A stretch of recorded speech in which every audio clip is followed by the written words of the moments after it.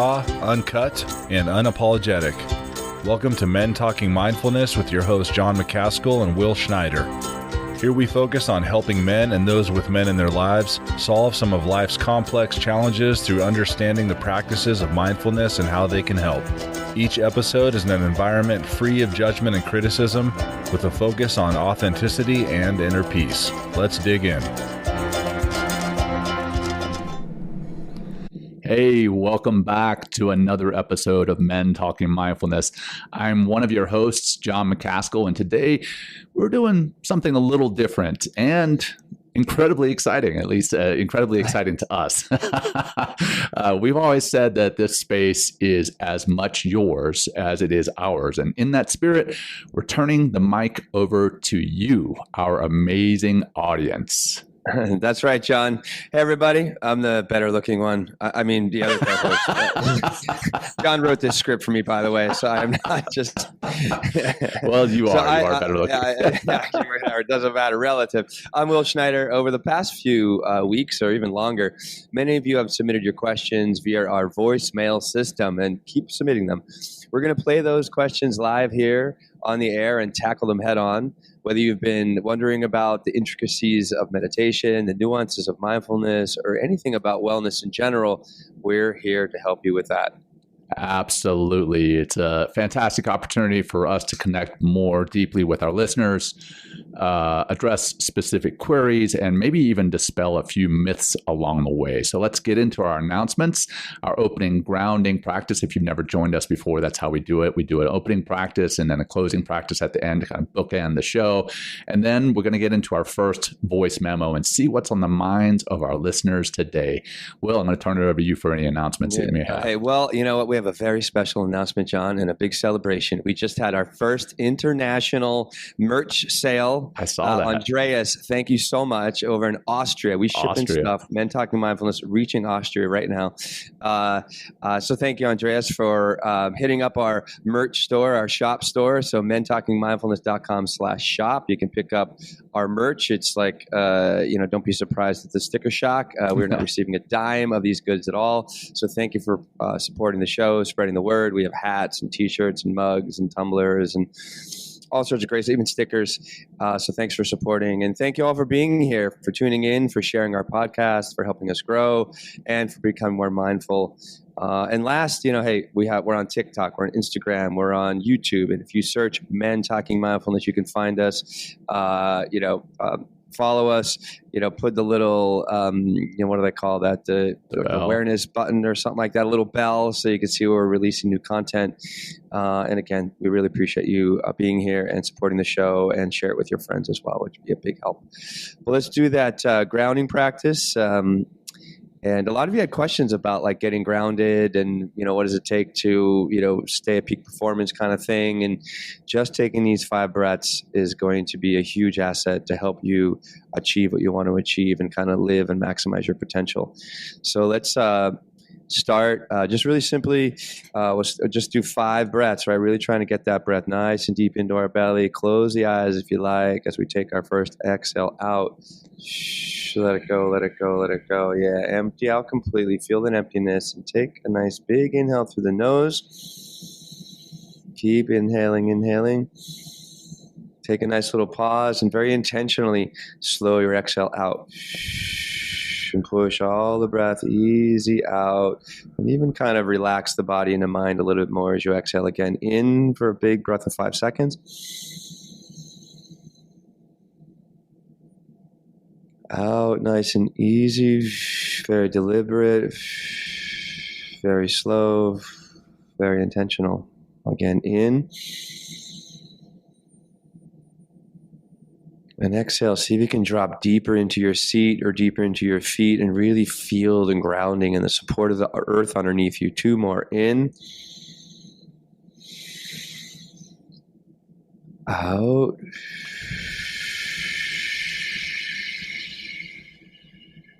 One more. Big breath in. Fill it up. Big, deep balloon. And let that go nice and easy. And just take a little moment, coming back to normal breath, and keep the eyes closed if if that's available for you. And just notice where you were just a minute and a half ago and then 5 breaths later, and just kind of checking in and reflecting on how incredibly profound and simple just taking a few breaths can be to shift you from states of anxiety and stress and into a deeper grounded and a means of accessing more potential, because now we're dropped into the parasympathetic nervous system, the executive function, and now we just become more alive and more of ourselves. So that's what the breath can do, everybody.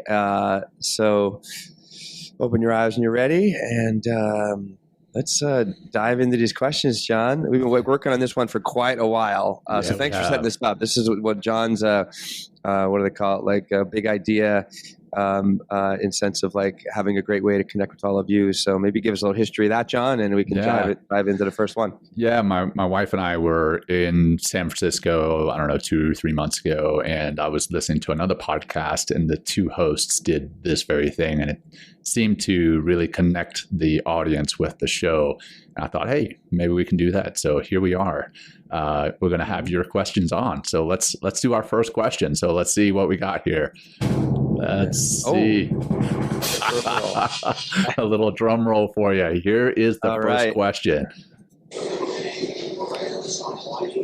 Hey guys, this is James Corbett, and I wanted to know, what is a good way for you to practice mindfulness before a big speech, either the night before and or minutes before?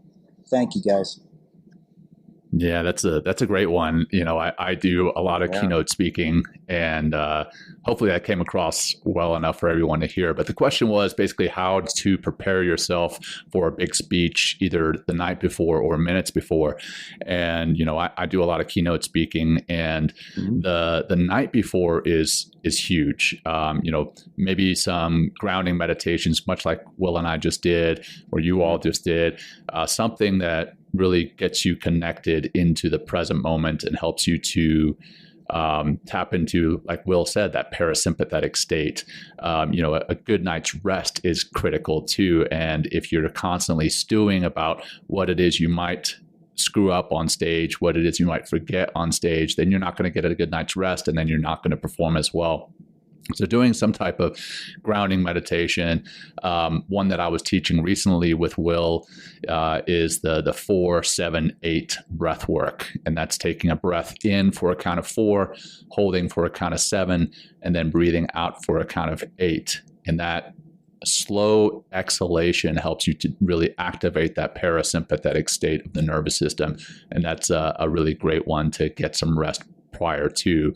And then, the day of, just a few minutes before the speech, it's been proven that if you stand in kind of like the Superman stance with your hands on your waist, that can help to increase testosterone, which can help to increase your confidence and increase your performance. But as you're doing that, maybe do some deep belly breaths. Again, breathing nice and deep into the belly first, then into the chest, holding that for a few seconds, then nice slow exhalation. That's kind of my practice that I do before I get up on stage. Will, any insights from your side? Well, if you buy a Men Talking Mindfulness t-shirt, wear it underneath your suit.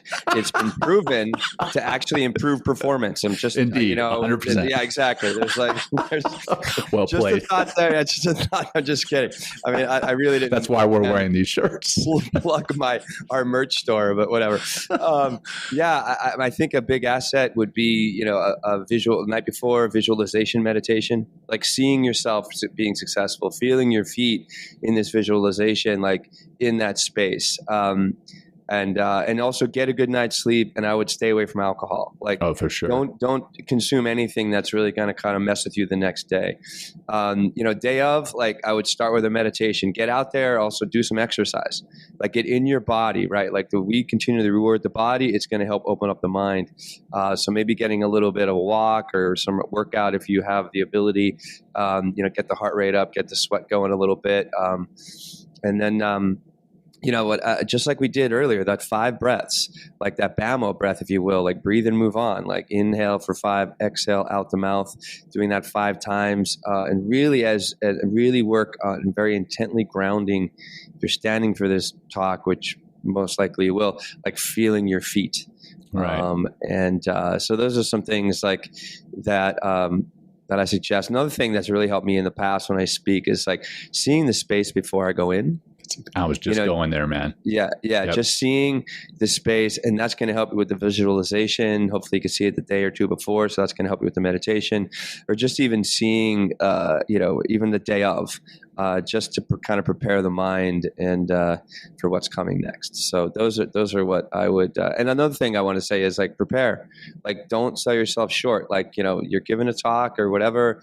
John and I are both over preppers in a lot of ways, but like I like to prepare so much that when not to create anxiety, but just when it comes time to deliver, I'm so ready, because sometimes there's so many different moving elements in that space that might kind of wake up and try to distract you. But if you're really prepared and really ready, you'll be able to kind of avoid those distractions, or even utilize distractions to help enhance your speech. So right. There's some things there. I saw another great one on, I think it was actually a TED Talk on talking, and it had something to do with reframing how you feel about the energy that you're feeling. So many people feel that nervous energy, and they frame it as, oh man, I've got butterflies, I'm gonna get up there and forget everything.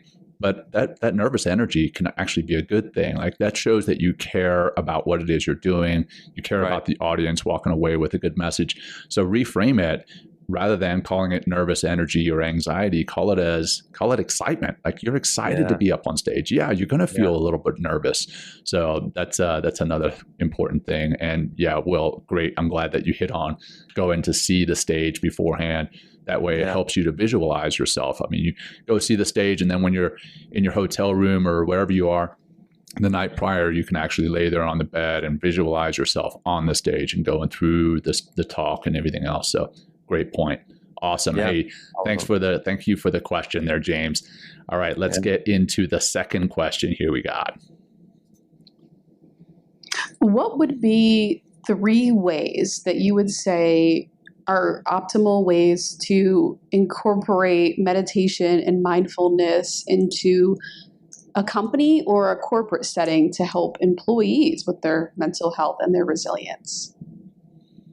Yeah, great question. Will, you want to field this one first, and I'll jump in? I mean, some notes I came up with here, and what we've actually been doing with companies that we've been working with is, I have here, like, just if there's 3 ways, I would say learn how to relax as a group.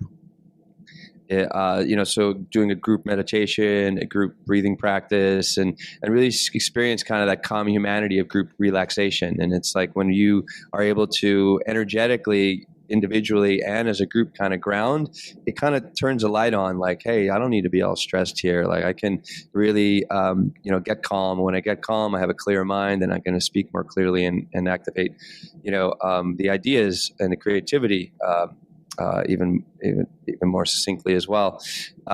Something about corporate situations as well. It might take a lot of strong leadership in order to do this, because you will more than likely experience some resistance.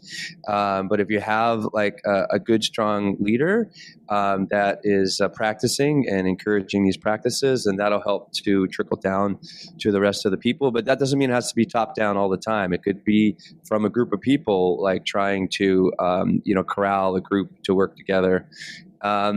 I have another thing. It's like, maybe start a ritual of starting your meetings with a grounding practice would be a great way. And again, to remind yourself and to re-experience as a team the ability to self-regulate. And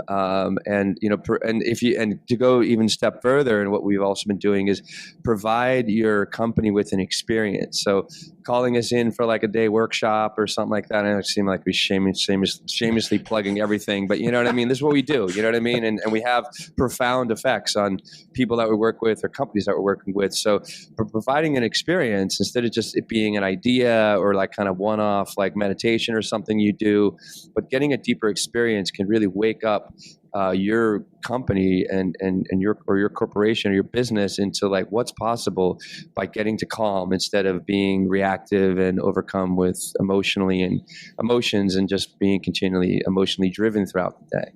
Yeah, so that's what I have, John. Yeah. Great points, Will. And we had former or retired Lieutenant Colonel Janelle McCauley on a few months ago. Yeah.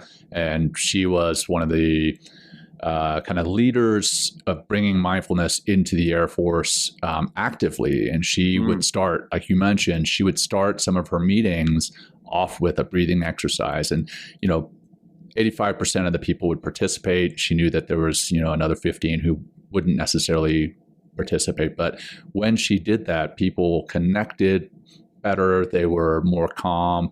They were more creative. So maybe they were able to come up with more creative solutions, those types of things. So very much encourage kicking off your meetings with kind of like we did, the grounding practice for kicking off the show. And it's just as much for us here, myself and Will, so that we can be grounded and in touch with what it is we're talking about as it is for you all as the audience. So that's a great way.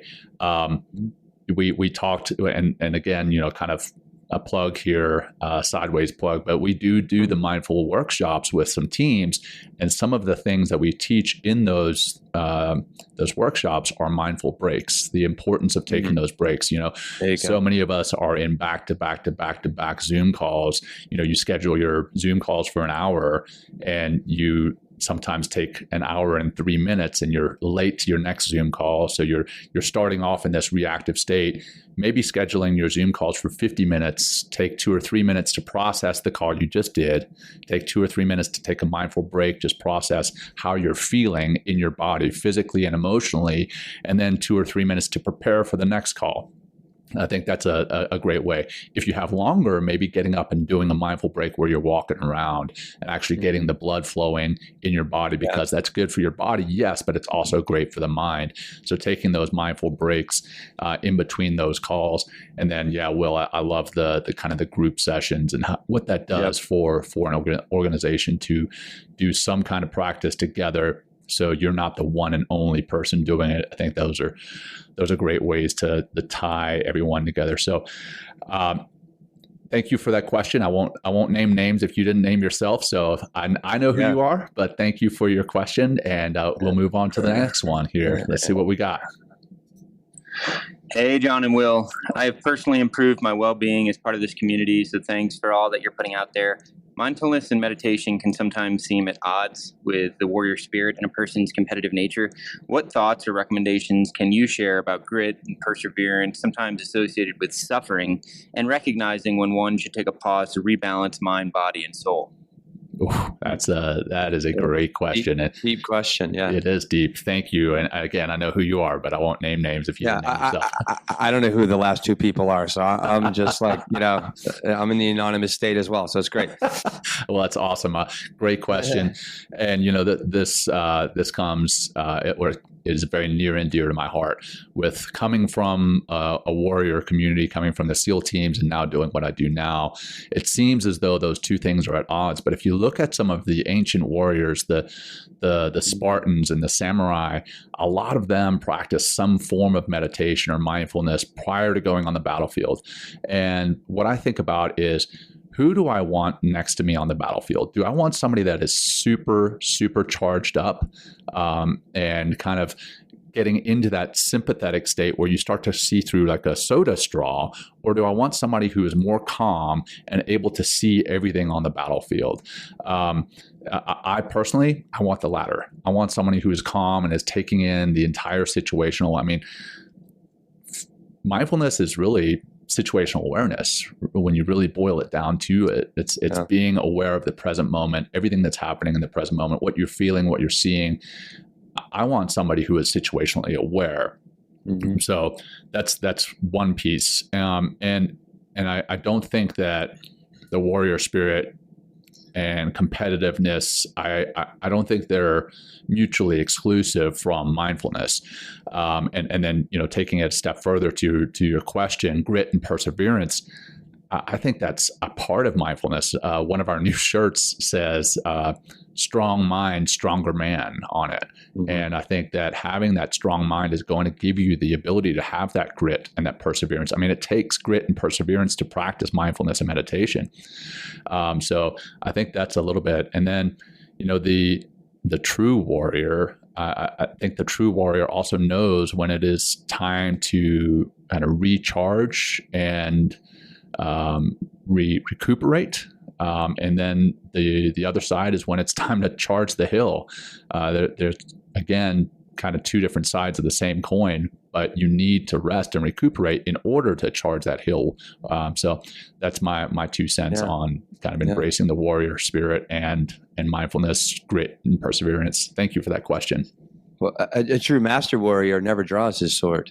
True. There's, I mean, like if they absolutely last resort, yes, they'll draw their sword. But so why aren't they drawing their sword? Well, I have here, we have a competitive nature. It's just how we are as human beings, especially as men. Like we seem to definitely are able to get those competitive juices flowing.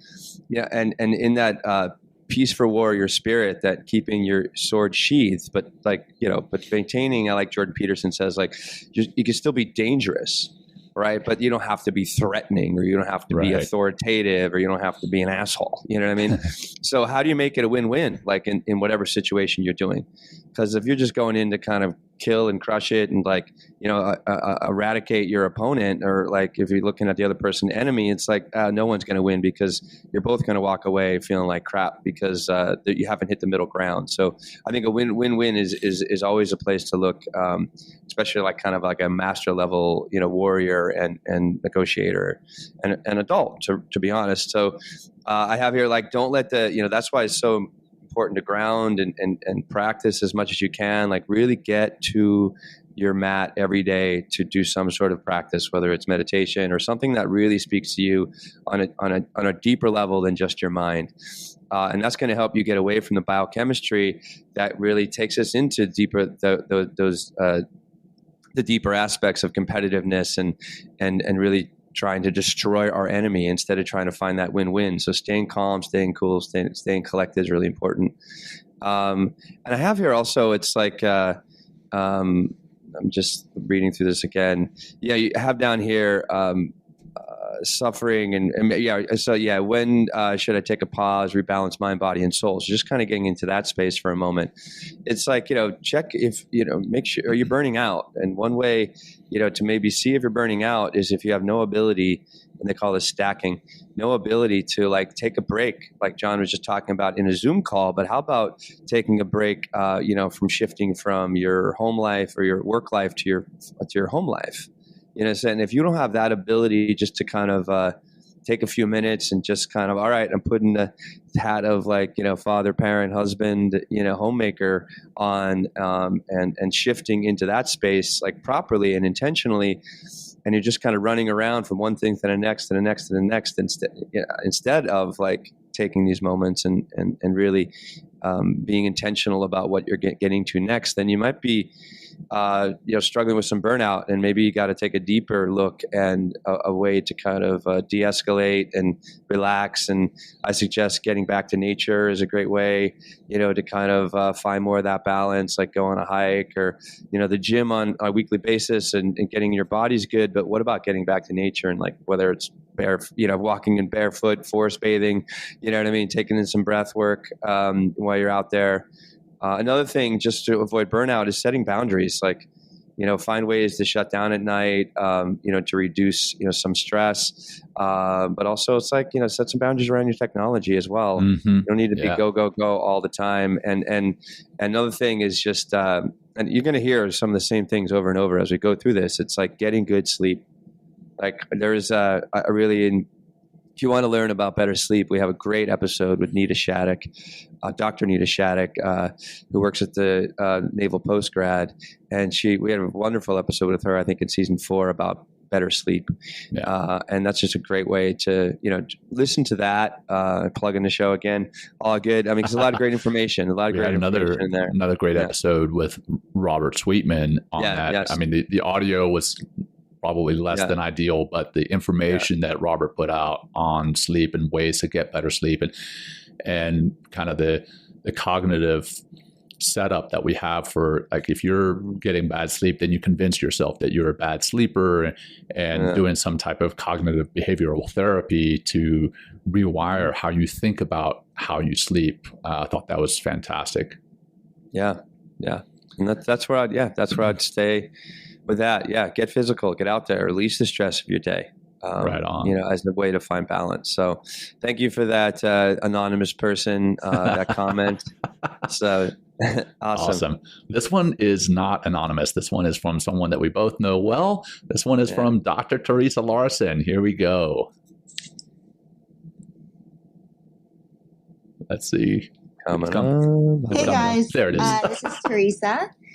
And my question for you is, if someone, let's say you're speaking to an HR manager or an executive about how mindfulness and meditation can help their people and the growth of their company, so performance and people, what would you say? Are there any stats, or are there any key messages that you could share that could help them understand that it is a key indicator for helping the performance of the company and their people? Thanks, guys. There you go. Dr. T coming in strong.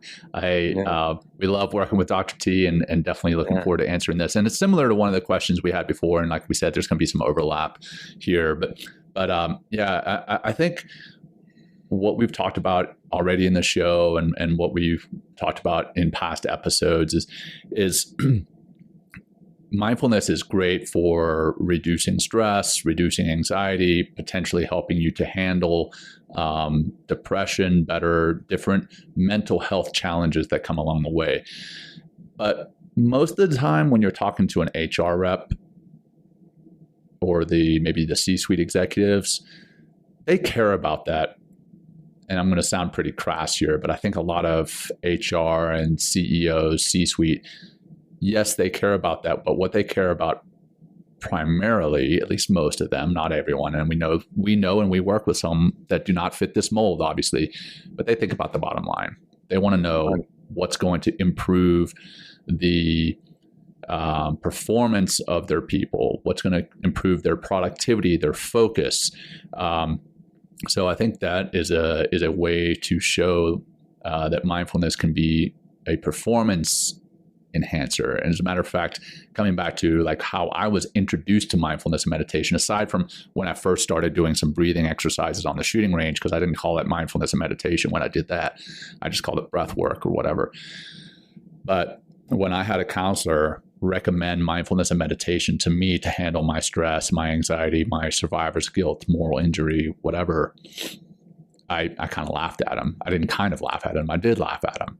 Right. And then he sold it to me as a performance enhancer. He said, what if I had a pill that you could take that would increase your performance personally and professionally, mentally and emotionally? I was like, heck yeah, doc, I'll take that. And this sounds rehearsed because it's part of one of my speeches. But yes, I would take that because as a SEAL, I'm always looking for an edge. I'm looking for an edge over my enemy on the battlefield, or I'm looking for an edge over my buddy right next to me. I'm always looking for an edge. So yeah, doc, I would take that pill. Well, I'm sure you can guess what's coming. It wasn't the pill. It was mindfulness meditation. So I started mindfulness and meditation to actually improve my performance. And then the byproducts, side effects, whatever you want to call it, was that I was better able to handle my stress, my anxiety, my depression. Now, it didn't go away, but I had new tools to help me handle it and process it. So I think that's a piece.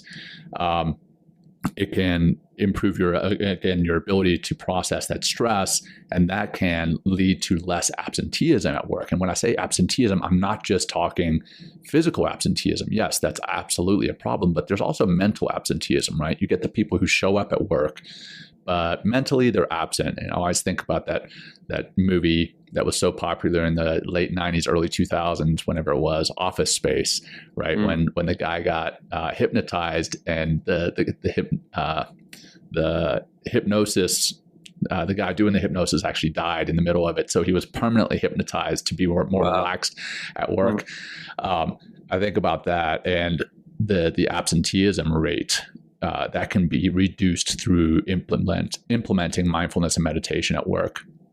And then we've talked about this also. There's studies that have shown that mindfulness improves focus, cognitive flexibility, enhanced productivity, and then better emotional intelligence, because you're tapping into both lobes of the brain, right and left. You can actually tap into better emotional intelligence, and I think that's a part that you have to sell to HR so that you can bring those other side effects or additional benefits, if you will, to the employees. I'd walk them into it in some ways. Ask them their question is like, so what are you doing to improve the focus of your company? What are you doing to enhance creativity? What are you doing for the overall like health and maybe not health, but and well-being of your company? Like, how are you mitigating stress in your environment? Are you aware of what stress does to the human being and what it does to a team and what it does to a company? Maybe asking these questions and kind of bring them in. It's like, oh, well, no, we don't do anything to focus. No, we don't do anything to minimize stress. No, we don't, really look at our employees at all, except as a social security number, and they just need to do their job. Right. So if you come from a health and human centric way of being, you're going to create more retention. You're going to create an environment within your company that people feel like they're valued, right, and not just a kind of a gear in the machine, but like an actual person being respected for being a human being. And what is the human experience? It's dynamic. It's like up and down. It's like you have you have life inside, outside of work, and if you're again honoring the human being and kind of speaking to maybe HR in that way and asking those questions like how. Are they taking care of these things, which have a detrimental effect on teamwork, on communication, on innovation, on essentially the bottom line? Then maybe that's a great way to kind of pull them in, is by asking those questions. Because from my experience, most companies aren't doing any of this work right now. They might have like one, let's have a seminar on stress, and it's right. And maybe they just talk about it, or maybe they do a couple breathing practices, but then they kind of forget about it because it's like go on to the next thing. Yeah. It's like the bathtub reference there, right? The nice essential oil bathtub or whatever to deal with burnout. That's not the answer. That might help in the very moment, but it's not going to be a long-term answer. So a lot of companies are putting these Band-Aids on that really need to address the root cause, like addressing the symptom that's not working. We need to address the root cause of these symptoms. So I think that's where mindfulness meditation, a lot of what we teach with you, Teresa, right? I mean, we're answering Teresa's question, but a lot of what we teach with you, Teresa, taking care of the body and the mind together and how important those two are, because as we can see, I mean, we're sitting here, our heads on top of our bodies. We're inextricably intertwined. As you heal one, you heal the other. So, and also if you have, like, we have some testimonials from CEOs and stuff. It's like, if the CEO that you're working with is willing to talk to another, leader of some company or HR and talk about the benefits, like, wow, like there's no better testimonial than that, to help. Get in there and help that company that needs it. Because I know, like, even if your environment is really good and you have a great team, like, you can still benefit from doing these practices on a regular basis. 100%. 100%. Yeah. Awesome. Hey, thanks, Teresa, for chiming in. Thank you for your question. All right, let's get on to voice memo number 5. Here we go. Hey guys, just wondering, for people who are just getting into mindfulness and meditation and they don't know where to start, what is the best way for someone who has no background in mindfulness or meditation to begin? How do they get started so that they keep it going? Thanks. Right on. Will, you want to talk about one first? Yeah. So I have getting to calm. Like, what does it take to get to calm? And that could start in many different places. And when you kind of experience that natural state of peace that's within us, right? And I'll talk about practice in a second, but like the light starts to turn on because you start to experience yourself in a different way. You begin to perceive and be in the world in a different way when you get to calm. And then how do you get to calm more often? And that's what these practices are for. Taking on breath practices or meditation or just even getting to the gym. One thing, I think just from a basic mindfulness awareness point of view, start with something different, than whatever you're normally doing, because what you're normally doing is just producing the results you're having right now. So what new input can you put in to kind of get to that calmer self? I would also say, like, get in your body. Like, if you're, have been eating very unhealthy, maybe put on a tremendous amount of weight, maybe you had that weight on for a long time, and you've just been really sacrificing the body. The body could be your best friend and it could be your worst enemy. If you're really befriending your body by getting out there and exercising for a certain amount of time every day, and but also exercising your mind with just, it could be meditation or breathing practice or something like that, you're going to be rewarded. Your gut body's going to be like, yeah, I want more of that. Right. And then you're going to start designing your life around that, and making different choices about your food. And all of a sudden you're like respecting more of your sleep, and maybe you're, eating less junk food or drinking less alcohol or something like that. And I would say, if you're just starting on the path, right, and you're just like, what do I do? Like you said, like, where do I go? How do I start? It's like, dedicate some time on trying different practices, and not just one and done. Like, maybe just start with just sitting and breathing for 5 or 10 minutes a day. We have a bunch of meditations and breathing practices that are part of our podcast feed. We actually have a playlist of all the meditations and breathing practices that we have developed and launched so far on Spotify. So maybe we can put that somewhere. We'll figure that. Yeah. We'll put that somewhere, that link. But stick with that practice, whether, maybe get up and just walk in the morning. And I keep coming back to the morning because that's really going to help you set the rest of your day.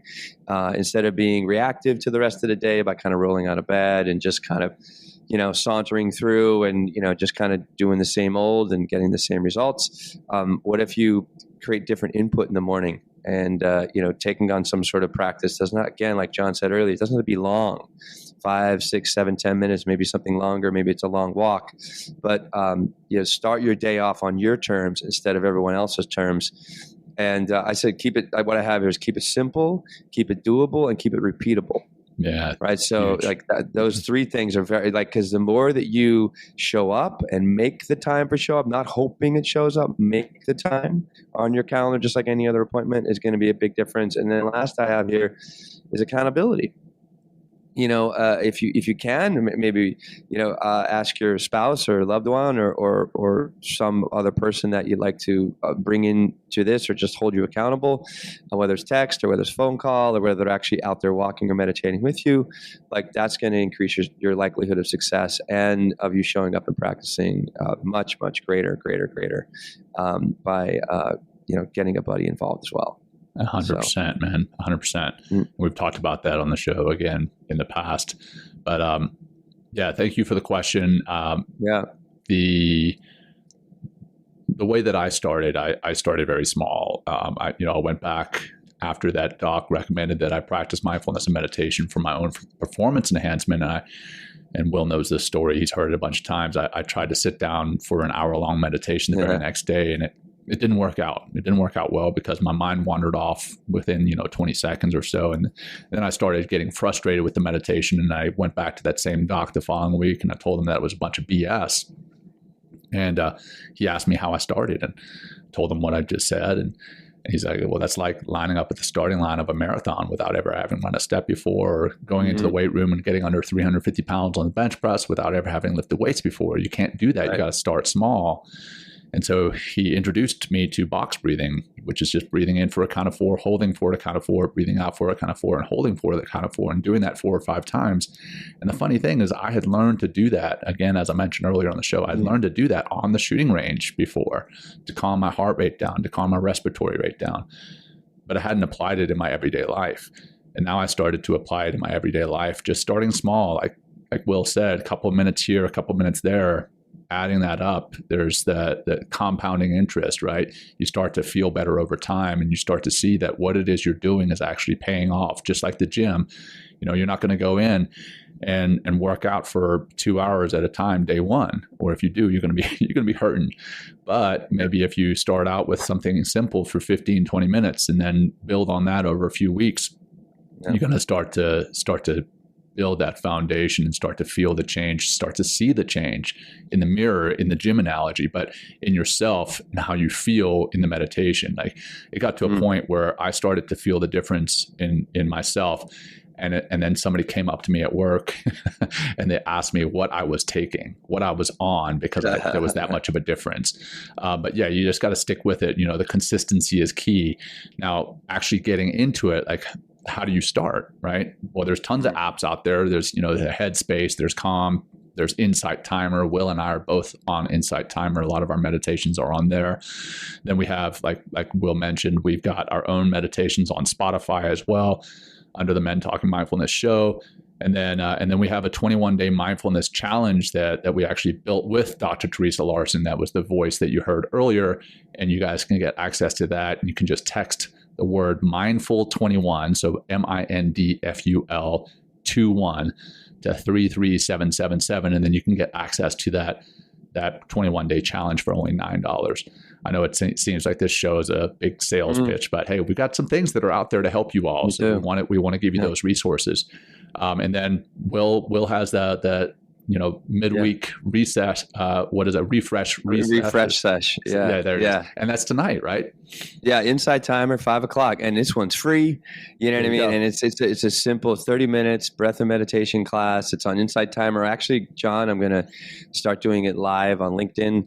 Oh wow! And then I'm gonna why not? Fuck it, right? Yeah. And, I'm just gonna have and I think I'm gonna have a third camera, John, eventually. Do getting all Instagram fancy. live too, right? Just hit all three. I mean, yeah. I have enough tripods and cameras. Why not? Man? And I have audience in all three of those, not audience, students in all three of those places. And it's just just show up. Even if it's I don't know who this gentleman is that, asking this question, but just getting there and just dedicating that 30 minutes once a week. Watch the lights go on, watch the doors start to open, watch the questions you start to ask yourself, because you're going to experience yourself again in a different way. And it's that difference, I think, through so much of this we're talking about, John, whether it's in the workplace, whether it's your own personal life, is it's shift away from how you have been doing things, right? And shift in to more calm, more clarity, more peacefulness, more presence, just by doing something healthy for yourself. One thing I'll say, John, as well is I've been if you feel like mindfulness and this stuff is kind of for sissies and weaker people or whatever, right? I just did it again today. I do the 11-minute inner fire breathing practice with Wim Hof on YouTube. I love it. And it's just 11 minutes, you just jump right in, follow along, and that is I've been doing it for 6 months now, every day. For 6 months, and we did it last week. We did it last week together before we stepped on stage, or before we stepped into our classroom with the company we're working with. Because we want to be prepared. We want to keep the lights on. We want to keep that focus. We want to keep that energy moving through us. So that could be great. That could be, and that inner fire breathing practice is just. Wow. After just even, 4 or 5 days of doing that, you're really going to feel a massive difference in yourself because of how that breathing practice lends itself to just activating so much of more of our human biology. Right. 100%, man. 100%. All right, let's move on. Thank you again for that question. I actually don't know who that one was, but another fantastic listener. Yes, indeed. Thank you for the question. So here we go with another one. Hey, this question is for Will and Jon. 2 questions, actually. Number 1, how do you regulate your emotions? So if you're in a really heated conversation or argument, or just there's a lot of stuff going on and you're really tense, how do you self-regulate and kind of get your emotions in check? And then a follow-up question, if you are unable to regulate your emotions during that heated time, how do you repair the situation? So if maybe you said something that you regret or acted in a way that you regretted, what do you do to then repair that relationship? Looking forward to your response. Thanks, guys. Awesome questions, and very important ones. We actually did an episode on crucial conversations a few months ago, and I think that's a book that's out there. But what we covered is the ways to have those crucial conversations. But we didn't cover the regulation during the heated moments, or at least not so much. And I know, Will, one of your favorite things is the STOP method, right? STOP, STOP, stop, take a breath, observe, and then proceed.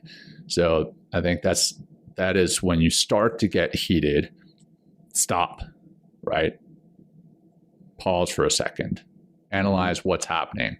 A lot of the time, and this comes back to the Crucial Conversations book and the episode that we did on that, a lot of the time we get into a point where we're trying to win the conversation rather than actually get what we want out of the conversation.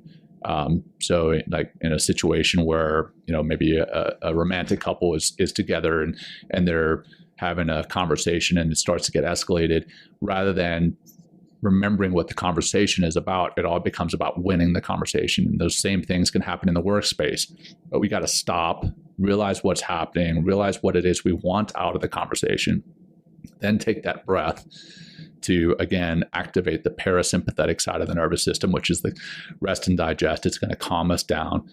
Then observe your feelings. O is for observe your feelings, noticing what is going on for you emotionally and maybe even expressing that, and then proceed with that clearer mind. I think that's a part to the regulation. As far as repairing, we have to be adults. We have to be humble. There are times when we have to realize what happened was our fault, and maybe we acted out of character. So we have to apologize sincerely. I've got young kids, right?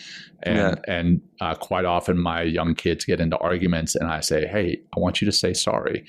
And man, it is a full-on fight to get them to say sorry, and that's dealing with young kids. But how often do we as adults actually take a stand and say, you know what, I screwed that up. I was wrong. I'm sorry, right? So I think acknowledging that you acted out of character and then apologizing sincerely. And then when you apologize, address specifically what happened, what action happened, why you're sorry about it, express that regret. And then talk about ways to potentially avoid that in the future. And then another piece that Will often talks about, and we've got episodes on this too, is active listening. When you apologize, listen to what the other person is saying in response to your apology, and try not to be reactive in that sense, but actively listening to their feelings and where they're coming from. So that's, in my opinion, that's a way to tie mindfulness and meditation into both the regulation and the repairing. Mindfulness and meditation, it's not just about meditation. You can be mindful in the conversations, mindful about how you're acting in the conversations. And I think that's the crucial points. Yeah. Thank you. And as you were talking about that, Jon, so David's actually listening, our booking manager and production manager as well. So he's going to actually dumping someone asked about our merch store. He dumped that feed in there.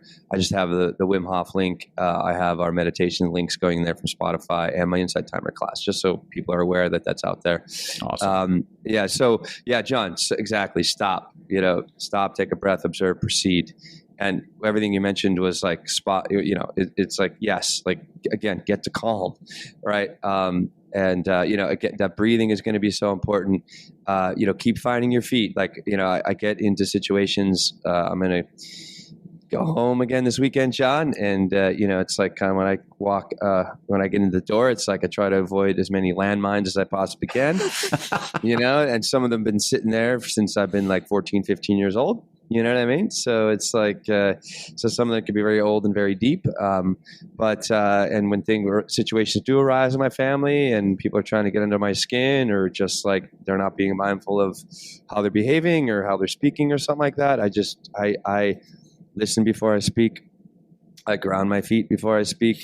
I take a lot of breaths before I speak, and if I have nothing productive to say and it's only going to make it worse, I really try to hold my tongue and don't say anything. And if I really, if the situation gets really heated, I'll just leave the room and come back, a little bit later when, maybe the energy of that situation has kind of subsided a little bit and we're of clear minds. As far as from repair, apologize if you need to. I mean, it's that's like, this is going to help you access vulnerability.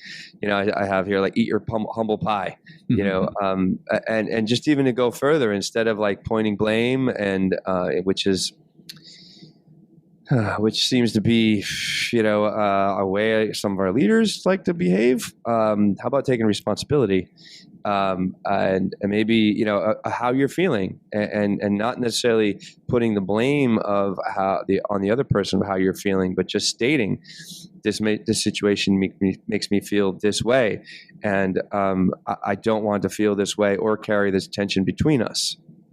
Maybe just kind of bringing it up in a very truthful, very honest, very present way of, like, not just like this intellectual jousting and trying to win that game of who's right, but really speaking from an emotional place and how you're feeling, and then reminding yourself of how important that relationship is and what that relationship could look like.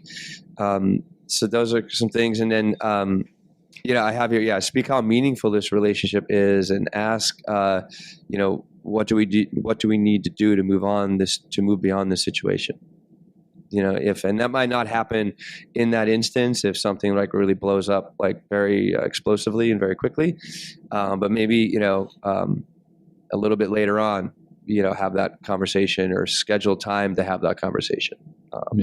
So all those things are going to, and have here, ask, maybe as a situation is maybe developing in front of you, and the emotions start rising, and you're starting to feel like you want to fight back, or do something.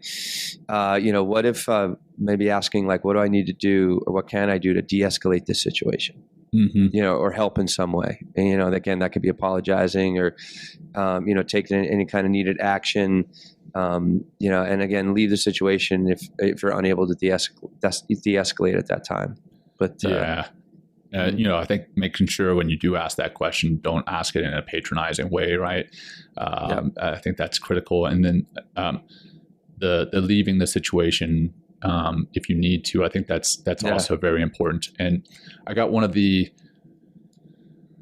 worst pieces of advice I ever got right before my first marriage. I'm divorced and remarried, but one of the pieces of advice that I got was, and I'm sure some of our listeners have heard this, is never go to sleep angry. Oh yeah. And so I like this. Yeah. So I went, I tried to follow that piece of advice, and what often happened was I ended up pushing my now ex-wife to a state that it was explosive, and we had massive arguments that if I just kind of disengaged and stepped away and gone to sleep angry and just maybe let us sleep through the night and realize that both of us had valid points and both of us had maybe overreacted about certain things, and then come back and re-engage when we had calmed down, got some rest, because quite often being tired can make you more irritable.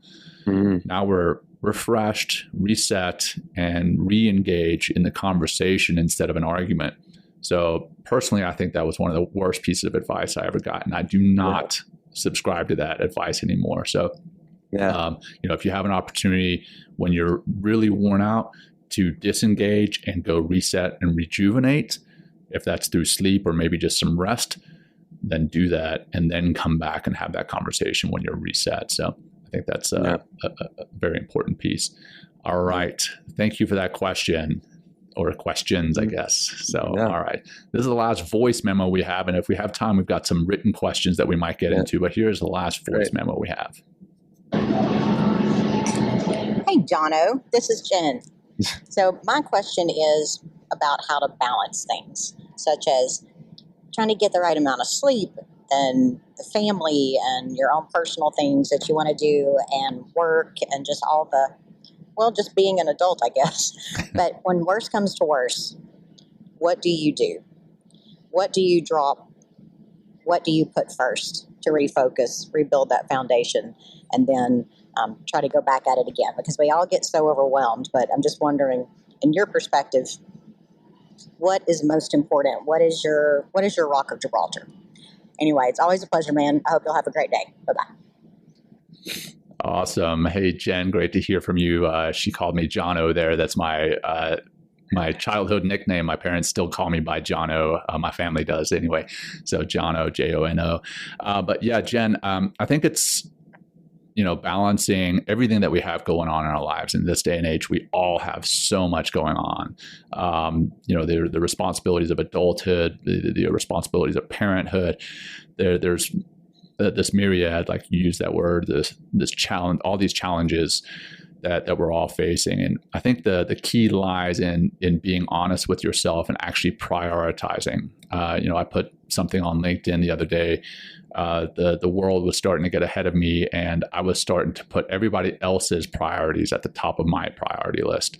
But I think you need to be honest with yourself about what your priorities are, and then understanding that it's okay to not have everything balanced perfectly all the time. I talk about work-life integration instead of work-life balance. I hate work-life balance because I feel trying to achieve the perfect work-life balance is actually in and of itself a stressor. Like you're like, oh man, I spent too much time at work. Now I've got to spend more time at home. Oh no, I've spent too much time at home. Now I've got to spend more time at work.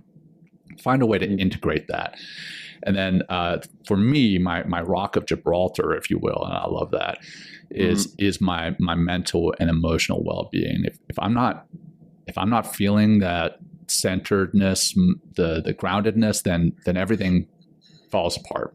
And that comes into the mindfulness, it comes into the sleep, comes into the physical exercise that I get. It comes into eating well. If I'm eating like crap, then I start to feel like crap. Then I don't sleep well. Now it's just a downward spiral. So I think my emotional and mental well-being is my rock of Gibraltar. So if things start to get in the way of that, then I have to put that first. And this could be as simple as me stepping out and taking a 10-minute walk, taking a break in between Zoom calls, like I talked about before, or just sitting in silence for a few moments. So that's a piece of it is my rock of Gibraltar. And then when it comes to the personal versus work responsibilities, I think it's, and Will and I have talked about this and still talk about it regularly, is having clear boundaries. And once you set those, you actually have to maintain them. So many of us are great about setting these boundaries, but then we don't respect them, our own boundaries and other people's. So this means saying no. Like a lot of people come to you and they're going to ask you, hey, can you do this? Can you do that? And the inclination is you want to be the hero and kind of save everybody. And you want to say yes to everybody, but you can't. So you have to find a way to say no. Saying no without having any type of validation, just saying, no, I can't do that. Like, again, another piece of saying no, everybody feels like they have to say no because of this or no because of that. No is a complete sentence is what I heard. And you just have to be, you have to get comfortable saying no. Because if you say yes to everything, what you're essentially doing is saying no. You're not going to be able to give your best to everything. So you have to say no. And then, lastly, it's important to take a step back and reevaluate those priorities. I mean, my priorities when I was an 18-year-old versus my priorities when I was a 30-year-old versus my priorities now, they're completely different. And you have to reevaluate those priorities from time to time. I think that's very important for assessing where you're at and how to drop some things off and prioritize others. So I hope that answers your questions, Jen. Always great to hear from you. So anything, Will? Yeah, I would just emphasize prioritizing yourself first. And that comes back to everything that we talked about here. Everything we continually talk about is like your mental and physical well-being, and that includes like food, sleep, exercise, and your mind, your mental health as well. And if you just if you start prioritizing yourself, and making time again. Morning's the best time to do it because you're kind of setting up the landscape potentially for the rest of the day by, setting your health and your well-being first, it's like you're going to have an easier time to set those boundaries, like you talked about, and to say no and this and that, because you're getting, what's so nice about mindfulness is it's an intentional way of living. And the more that you intentionally use your time in order to optimize your experience and create more joy and happiness, more peace in your life, your things are going to shift for you. Naturally, they're going to shift for you but it takes, again, a dedicated time that you need to do this every day in order to really achieve that state of clarity about who you could potentially be. So that's what I would say. And the Rock of Gibraltar for me, and I think it could be, is just finding my breath, being with my breath, because that just takes me right in. Like, that's why I mentioned in the beginning with the 5 breathing, with that 5 breath, practice in the beginning, just taking those 5 breaths, it kind of wakes me up like, oh, this is Will Schneider. Not like the hot mess that, just coming out of some situation or getting riled up about some fucking bullshit that has no bearing on my life. It's like, I can be like, no, I can let that go. I don't need to suffer that way. How can I move on beyond this? And the more you do that, the more you rescue yourself from, this emotional roller coaster that you can just be on your whole life. When you pull yourself off that roller coaster, it's like, wow, this is how life can be. And the answer is yes. But you have to show up and you got to practice and keep listening to the show. That's right. And there's a lot of practices that we constantly put out there, and it will help you. That's why we do this. Amen to that. Here's a little applause for that. Thanks, John. We're waiting to use that one. That's awesome. Thanks, John. We got to find applause for yours. Both of us. We're applause for all of it. Well, I got to give a shout out to our those who put in voice memos. I see some messages coming in on LinkedIn and Facebook as well, and one from my sister, my older sister, who is a rock. Nick, thanks for listening to the show. Love you, sis, and thanks for the comments. All right, so that's the end of our voice memos, but I know we've got a little bit more time. We've gotten some questions sent to us via email that I'd like to cover a couple of, if you're comfortable doing that, Will. Oh, I'm sorry. I was reading this from your sister. She's, thank you so much, Jon and Will. Best quote ever. No is a sentence. I love that. Thank you so much for all that. Learning boundaries, and how old and how and I'm how old ? And I'm how old, right? I'm Scott. Yeah. So okay. Anyway, I just like Anyway, so I just reading that. So what are we saying, John? Here, I'm sorry. So I was just saying, hey, thank you to those who did put in voice memos. We very much appreciate you all, and hopefully we'll do this again in the future. But we've gotten some questions that were sent to us via email, and I'll just jump into some of those and maybe cover those if you want to go there next. Yeah. Which one? Why don't we jump in the second one, right? Because I think we've kind of talked about the onboarding and getting to know your practice, but what about you're already in the practice? So here's the question. Any recommendations of how I can deepen my mindfulness practice and continue to make progress? To deepen your So what is that? So how do we? So somebody's already been doing this for 1 year, 2 years, 3 years, maybe 5 or 6 or something like that. It's like, and they want to go deeper. What are you thinking, Jon? Yeah, I mean, again, continue just like you would for the gym. Continue going and continue working on your practice, and start to incorporate it into like all that you do, right? So we have the meditation, right? That's great. And I very much encourage meditation. But when the meditation, like Will, as a yoga teacher and yoga practitioner, I'm sure you've used the term, what happens off the mat or something to that effect. Well, what happens outside of the meditation? You have to be mindful in your relationships. You have to be mindful in your work. You have to be mindful of yourself and your emotions that you're experiencing, not judging yourself or those emotions. I think that, incorporating that mindfulness into all that we do, everyday activities, which I know a lot of us are doing, but maybe while you're walking, you pay attention to the sounds of your feet hitting the ground, or the sensation, the physical sensation of that. You pay attention to the breeze blowing over your skin, or the leaves blowing in the trees. Doing a mindful meal, like eating, so many of us have our phones in front of us or our computers in front of us while we're eating a meal, and we don't even know what it is we ate. Like paying attention to the shapes, the textures, the colors, the smells, the tastes of the meal, maybe having that meal with someone close to you that you love and enjoying the experience, or even like something as mundane as household chores. I forget, I read it somewhere this morning. Somebody said something about, maybe in one of my LinkedIn posts, they commented about incorporating mindfulness into their everyday chores, their household chores. When they're sweeping, right? Sweeping the kitchen, sweeping the floor, they pay attention to what that feels like. They pay attention to what it is they're experiencing. So it's really all about being present and fully engaged with anything that you're doing, with the task at hand, the present moment, and then acknowledging your senses and your emotions in those moments. I think that's a way to really deepen that mindfulness practice. Anything from you, Will? Yeah, for sure. I would suggest sitting longer. Like if you've come this far with your practices and imagine that you meditate on a regular basis, I would say increase the time in meditation. Or, and maybe you're already at 20, 25 minutes. What if you stop for 30? What if you stop for 30 minutes a day? And just like, that's like, I know it only sounds like 10 minutes, but the mind will take you to new places in that extra 10 minutes because you've already developed a pattern within your meditation of just doing 20. So that could be a great way to deepen your practice. I would start studying some masters, pick up some books, and read.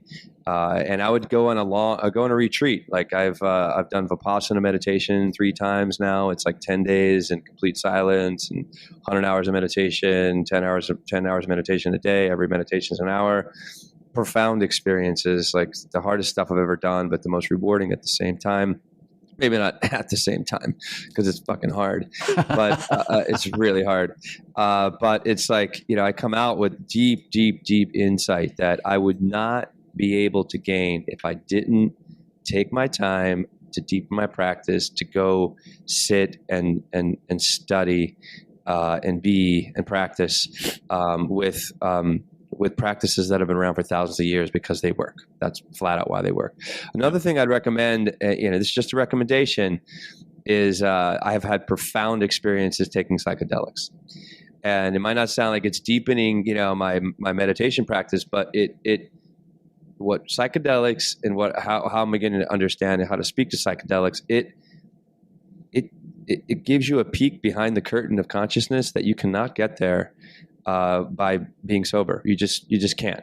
And I don't want to use the word sober. Well, I'm not, well, I mean by just being, breathing practice, the holotropic breathing. But I'm saying just like having an altered state of consciousness. Yeah. And psychedelics is a way to do that. And they've helped me to just understand on a deeper level what it means to be kinder to myself and other people. What does it really mean to be connected to the whole and having the actual experience instead of it just kind of be a thought. It's opened up more of my heart. It's helps me to observe my relationships and how I could be kinder, more loving, and more deliberate, more present in my relationships, and apologize where I need to. It just has really helped me to double, triple, quadruple down into how incredibly important it is to be mindful and to practice and to be a good, loving soul and a person in the world. But that's like, it's a deepen your practice. Psychedelics, if that's an opportunity, go ahead and do it. Or if you want to go down that route, if you can, I highly recommend it. So those are some things the ways that I would definitely deepen and sit with masters, sit and learn from masters. With the psychedelics, I just want to put out a disclaimer that you don't want to do that on your own. You don't want to do that, as a kind of a recreational use, where, you can, but that's not what we're talking about. We're talking about using it as a healing modality. And when you do that, the set and setting are important. And what I mean by that is what your mindset going in is not going in just to have fun. It's going in to really kind of, like Will said, peek behind the curtain. And then the setting is very important. So where you are, who you're surrounded by, do you feel safe? That kind of thing. So I think that's very important. The other thing, this is actually an answer to another question, but may as well wrap it up into this, in terms of deepening your practices or advancing your knowledge, doing some research, reading on it. There are some incredibly powerful teachers who are out there, and they've got the books that that are readily available to us. Thich Nhat Hanh, all his stuff is fantastic, and I'm not trying to teach any particular religion or theology, or it's not about that. It's about tapping into the peace that you can find through this work. Jon Kabat-Zinn, he's known as the father of mindfulness in the West, founded mindfulness-based stress reduction, MBSR. He's here in the States. He introduced mindfulness to a lot of veterans who were struggling with stress and anxiety, and helped to reduce that. And then, there's other books and ways to tap into all these resources that are out there. But I think Thich Nhat Hanh and Jon Kabat-Zinn are great. Anything by either one of them are fantastic resources that can help you to really advance where you are, your knowledge of these practices. Another book I read a while ago is called The Diamond Cutter by Geshe Michael Roche, which I enjoyed. And he, he has like a few things in that book. And it's about like deepening your practice, staying, on the path, that kind of thing. And one of them is like and this is also kind of a Buddhist tradition as well, because he's a Buddhist Geshe teacher, is like, taking a retreat, and maybe that could be an official kind of retreat, getting out there, or just like, he also recommends just going away for 5 days and completely disconnecting from any kind of your typical responsibilities as a human being, and also the technology, and just getting in silence for 5 days and just being with yourself and nature for 5 days, and practicing, what your meditation, breathing, and getting in nature. And it's just like, it's amazing when you get quiet, John, and you really begin to observe yourself, like what is going to boil up to the surface. And I was shocked, John, as I sit there in my third Vipassana after like I've been on this path for almost 20 years, like the rage and the anger and all the fucking shit that's down there. I'm like, oh my God, it's like, there's always work to do, but, and I was glad that was, part of my experience, because I got to see it, I get to know it. And now it's like not so scary, or it's less likely to control me in some ways. Right. So, yeah. Awesome. Well, I think that's a great place to stop, man. I think we've answered some great voice memos. So thank you all again for those who sent those in, and thank you for those who sent in these text or email questions as well. Great stuff. I very much appreciate you, and I know Will does too.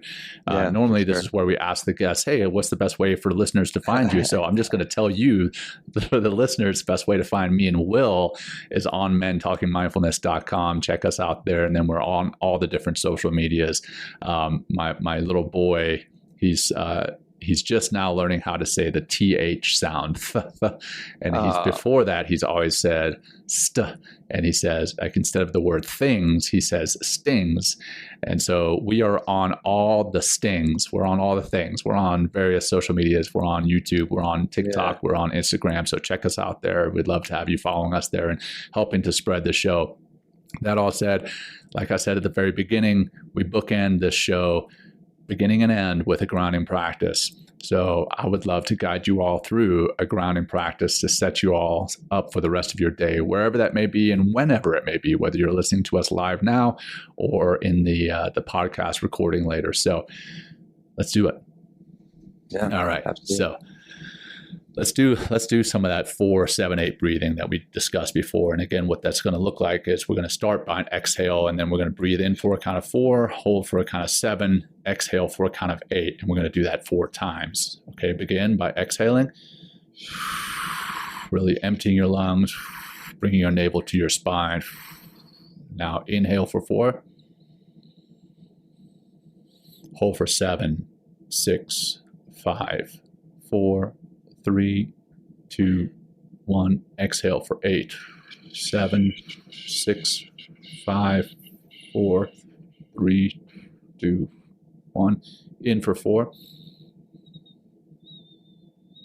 Hold for 7, 6, 5, 4, 3, 2, 1. Out for 8, 7, 6, 5, 4, 3, 2, 1. In for 4. hold for 7, 6, 5, 4, 3, 2, 1, out for 8, 7, 6, 5, 4, 3, 2, 1. Last round, in for 4, hold for 7, 6, 5, 4, 3, 2, 1, and finally out for 8, 7, 6, 5, 4, 3, 2, 1, and relax. And now just to start, bring some movement back in your body, rolling your shoulders, wiggling your fingers, your toes, maybe moving your neck around. All right. Awesome stuff. Will, I'll leave it up to you to close it off, man. Hey, thank you, everybody. I can't believe we're in our halfway through our 7th season now, essentially. And we just did an episode having the voices of our audience on our show. So it really shows how far we've come. And that just lends itself, I think, to how much we appreciate all of you for listening to the show, supporting the show, but also beginning, all these questions are all about how can I be a better person? How can I regulate myself? How can I use mindfulness to optimize my experience? And that's what we're here to do. And please, if so use the voice memo to even hey, give us some ideas for topics that you like to listen to. Please, stay connected with us. I just really enjoyed this, Jon. Thank you. It's just great rapping me and you. It's amazing what happens when, we're talking about something that we're so passionate about. Right. And because of how much it helps people and how much it's helped ourselves. So indeed. So I thank you, everybody, for listening and being part of the show. The merch store is open, follow us, all that good stuff. And hey, leave us a review would be a big help to us as well. And I have, Wednesday tonight, 5:00. Everyone's 5 p.m. Eastern time. Drop in Breath of Meditation. There you go. There you go. Thank you all. Thank you all for tuning in. Until next time, take care. Peace. Thank you, everybody.